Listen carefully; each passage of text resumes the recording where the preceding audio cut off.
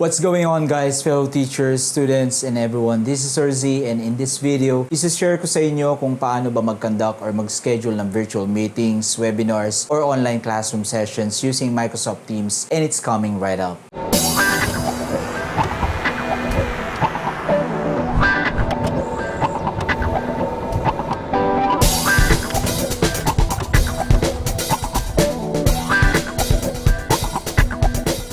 In our last video, I shared to you guys kung paano ba mag-access ng Microsoft Teams at kung paano mag-create ng sarili ninyong Teams gamit ang Microsoft Teams at ang iyong Microsoft Office 365 account. In case you haven't seen that yet, I included the link for that video in the description box down below.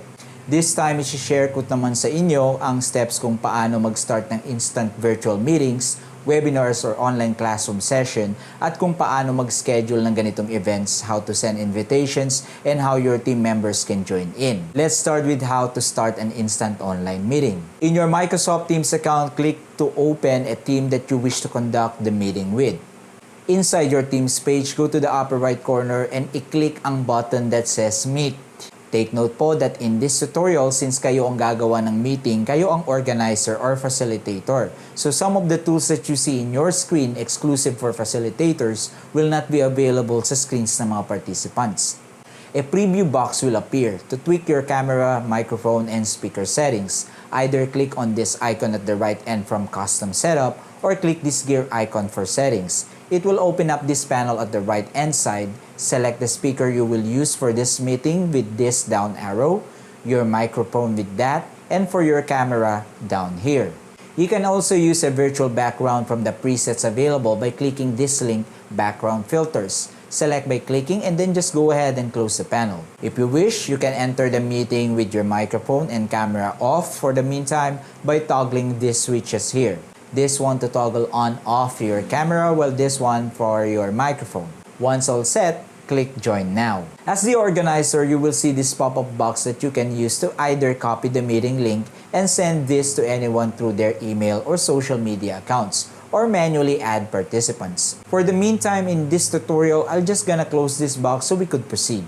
Let's review what's in your active meeting box. Note that currently I'm using the downloaded version of the application. That is why all the options here are located at the upper right section of the screen. Pero kung ang ginamit mo ay ang browser version, ilan sa mga tools na ito ay makikita mo sa ibabang gitna ng iyong screen.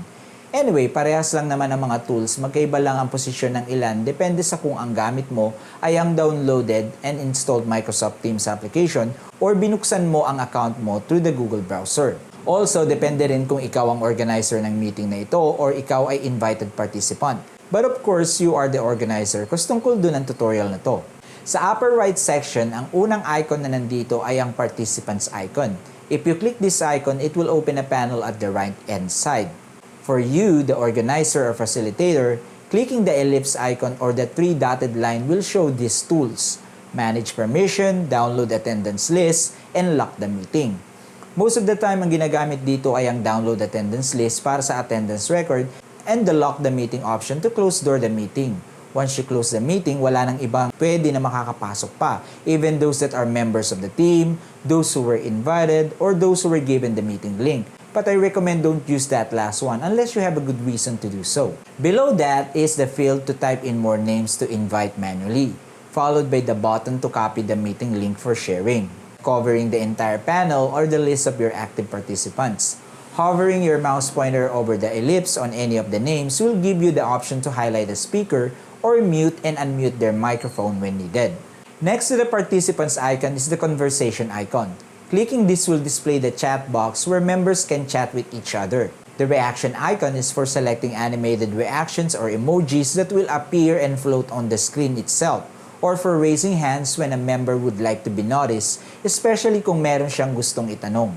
Next to the reaction icon is the breakout rooms icon. Ginagamit ang breakout room kapag, for example, may group activities during the meeting where the participants will be divided into smaller groups. Clicking it will show you this box where you can set how many breakout rooms needed and kung paano mo i-assign ang mga participants to each room.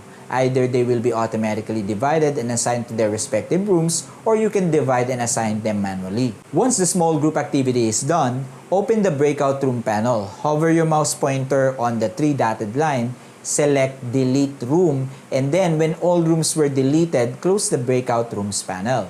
After Breakout Rooms, we have the 3 dotted line for settings. Play around with these options available to get you more familiarized with all of them. But on a regular basis, the most commonly used tools from here are Gallery and Together Mode to set up how the participants will appear on the screen. Together Mode is the coolest alternative to Grid View because in this mode, the participants will be displayed as if they are in an auditorium setting sitting right next to each other on rows of chairs. You also have in here the option to start and stop recording the meeting, and at some instances, you might need to turn off chat bubbles that appear on the screen each time someone sends a chat message using the chat box, or to turn off incoming video calls that will interfere with the ongoing team meeting. Toggle on or off your camera or microphone using these buttons, and share content for presentation with this button, with which you have the options to share either a window, a whiteboard, or any other Microsoft applications running in your computer, or open something from OneDrive, which is Microsoft's equivalent to Google Drive. Click the red button Leave to leave the meeting, or as the facilitator or organizer, the drop-down menu to show the option to end the meeting. For this tutorial, for the meantime, let's click End Meeting, and then click End to confirm. How to schedule a meeting.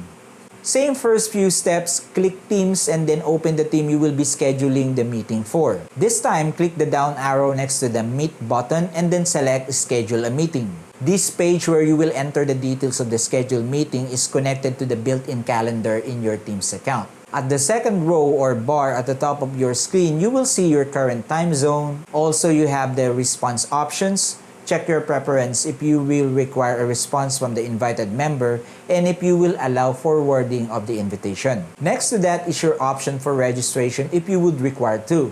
The options are none for people in your organization or for everyone. Give a title for your scheduled meeting. You may manually add required attendees, but this is optional. For me, I will simply copy the meeting link after the scheduled meeting is posted.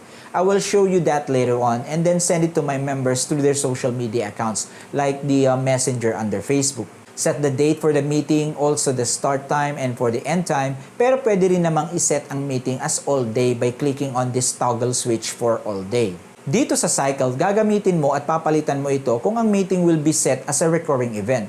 The options are every weekdays, Monday to Friday, daily, weekly, monthly, yearly, or you may also customize it based on your preference or meeting requirement.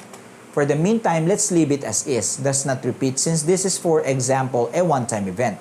Use this field to tag this invitation to another team's wall as a post. You can tag a different team for the post by clicking this and then click the arrow next to a team's name you selected and then hit General. But for this tutorial, we're not gonna do that since this meeting is, for example, just for this particular team. Add location if you want, but since basically this is a virtual meeting, you can manually type in online. Remove location by clicking the X button. Type in a short message regarding your invitation in this box. Once done, in case you change your mind, just go ahead and close this page by clicking close at the upper right corner. But if the meeting will push through and all the details are set, hit send. For this tutorial, I will type in random details for this meeting and then I will click on send. As you can see, after hitting send, the meeting will be posted on your team's wall. How to join or send the invitation? Basically, the post itself is the invitation for the members of this team. Kapag clinic nila ang post, it will open the meeting details. Your members have the options to join the meeting by either clicking the join button at the upper right corner or by clicking the link down here that says click here to join the meeting.